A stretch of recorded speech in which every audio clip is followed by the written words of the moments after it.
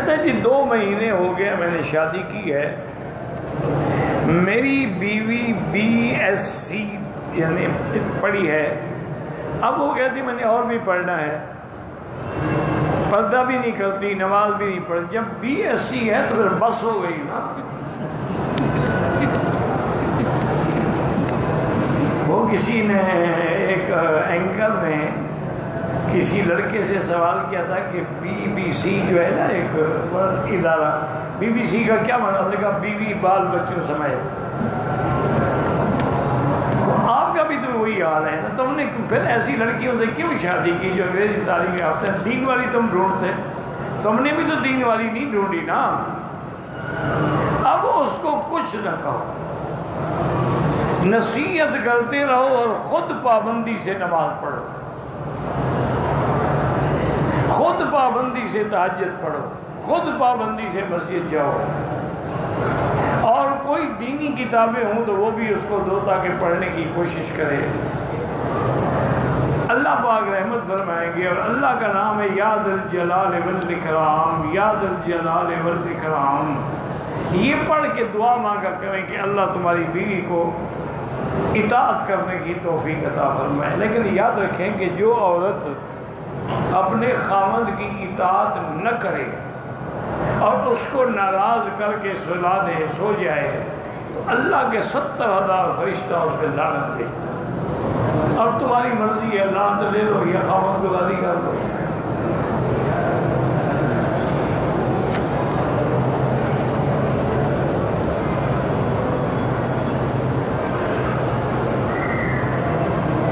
اگر ایک آدمی اپنی بیوی کو کسی جگہ جانے سے منع کرتا ہے لیکن ہر جائز طریقے سے سمجھایا ہے وہ نہیں مانتی ہے، بہرحال کوشش کریں بزرگوں کو درمیان میں ڈال کے اصلاح کرنے کی۔ اگر کوئی حل باقی نہ رہے تو طلاق دے سکتے ہو، لیکن ناجائز طلاق نہ دینا، ناجائز طلاق دینا بھی بہت بڑا گناہ ہے۔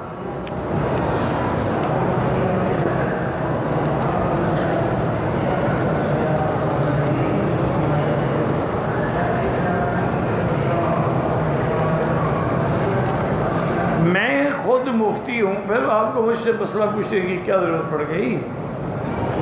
موبائل کے ریچارج کی تجارت کرتا کوئی حاضر نہیں ہے میرا بھائی، ہر چیز میں برائی بھی ہے اچھائی بھی۔ اب یہی میکروفون ہے، درس میں بھی استعمال ہو رہا ہے، گانوں میں بھی استعمال ہوتا ہے، یہی ٹی وی ہے، اس میں برائی کی فلمیں بھی آتی، اللہ کا کعبہ بھی دکھایا جاتا ہے، تو اس لیے آپ اس کا فکر نہ کریں انشاءاللہ۔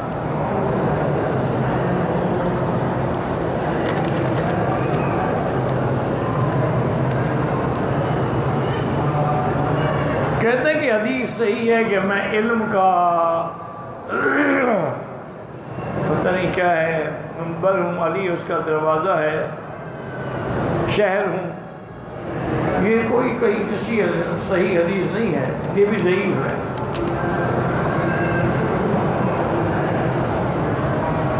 پہلے ہاتھ دھونے، پھر منی والی جگہ کو دھونا، بہرحال پہلے آدمی استنجا کرے، استنجا کرنے کے بعد ہاتھ دھوئے، ہاتھ دھونے کے بعد کلی کرے، غرارہ کرے، ناک میں پانی دے، پھر منہ دھوئے یعنی وضو کرے اچھی طرح، پھر غسل کرے۔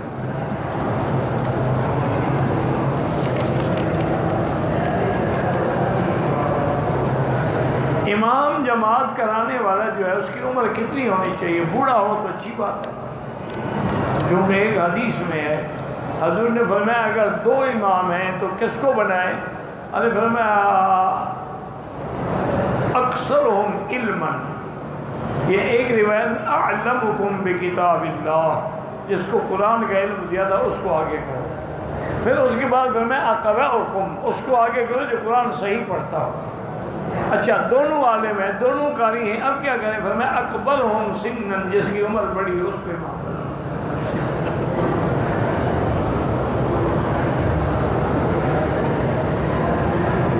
سورۃ بقرہ ایک ہی دن میں پڑھنی چاہیے، تھوڑا تھوڑا کر کے بھی پڑھ کر دم کر سکتے ہو۔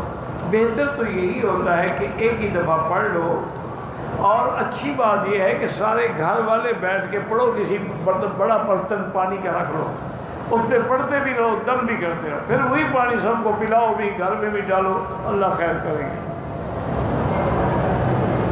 میں خواب میں مچھلی پکڑتا ہوں، اچھی بات ہے، مچھلی نعمت ہے۔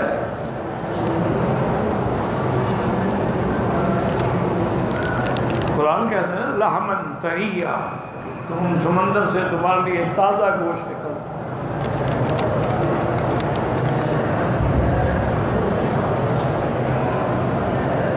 میں پاکی دوسری بات کہوں، کوئی مجھ سے پوچھے اعتراض کرے، دوسری جماعت نہ کرایا کریں، دوسری جماعت ایک مسجد میں کرانا منع ہے۔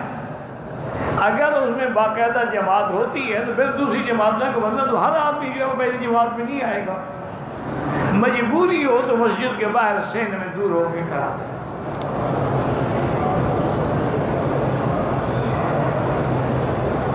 میں اکثر لینے دینے اور کام کا وعدہ کر کے بھول جاتا ہوں، بہرحال لینا تو نہیں بھولتے ہوں گے، دینا ضرور بھول جاتے ہوں گے۔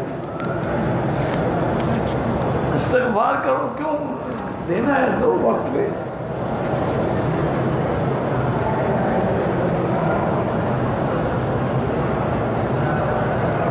جگانے کے لیے آخری سورۃ الکہف کی آیتیں جو ہیں، ان الذین آمنوا وعملوا الصالحات کانت لہم جنات الفردوس نزلا۔ اصل بات یہ ہے میرے بھائی کہ بات بنتی ہے یقین سے، یقین نہ ہو پھر سارے وظیفے پڑھتے رہو، فائدہ بھی نہیں۔ ایک کشتی میں کچھ لوگ جا رہے تھے کہ ایک آواز آئی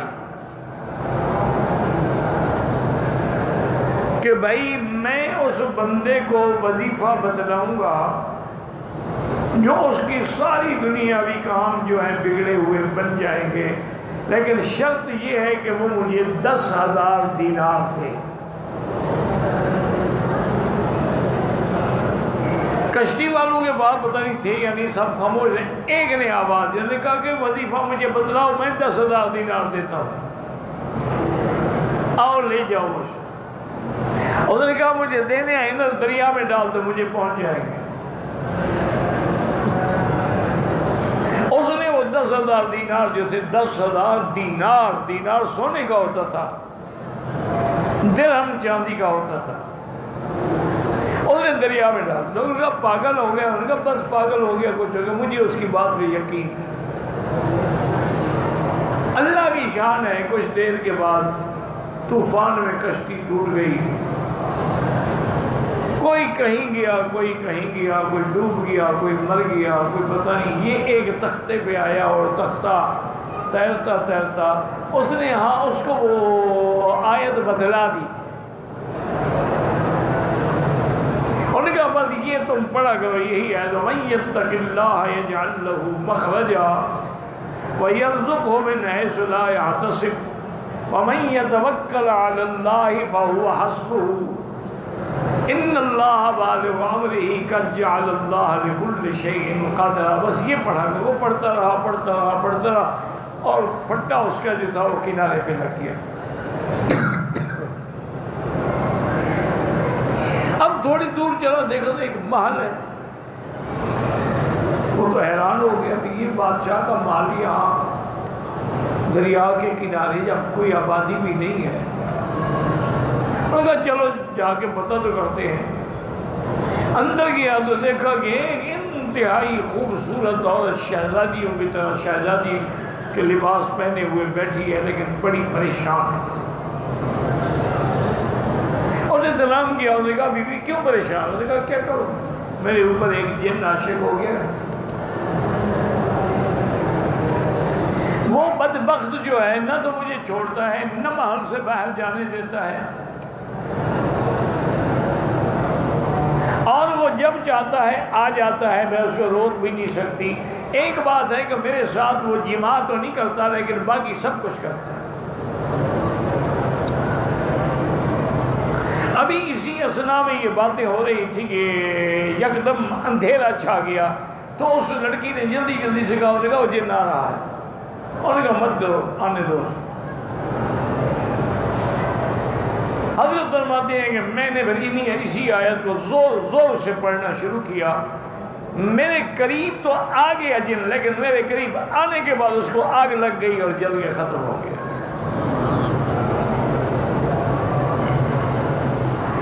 میں نے اس لڑکی سے کہا، میں نے کہا دیکھو اب تو تسلی ہو گئی، تیرے سامنے جل کے مر گیا ہے. اچھا اب مجھے انہوں نے کہا مجھے کہاں اجازت ہو، میرے ساتھ نکاح کر لو، یہ میرا گھر ہے، میرا محل ہے، سب کچھ ہے. میں تو ڈر کے مارے اپنی نہیں نکرانیوں کو، ان لوگوں کو نہیں بلاتی یہاں کہ اپنا کیا حشر نکلاؤں. تو اس کی شادی بھی ہو گئی. بات کیا تھی کہ 10,000 دینار سمندر میں ڈال دو. کوئی ڈر لوگ کہیں گے پاگل ہو گئے ہیں، لیکن اس کو چونکہ یقین تھا تو اللہ نے اس کے یقین کے مطابق اس کو پھل عطا فرمایا.